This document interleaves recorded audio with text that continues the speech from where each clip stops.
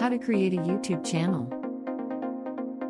To create a YouTube channel and upload a video, follow these steps. Go to YouTube and sign in with your Google account.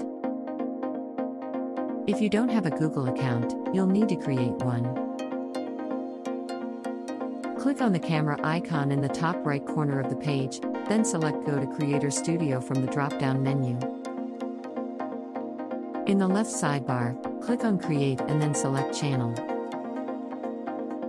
Follow the prompts to set up your channel, including adding a name and profile picture.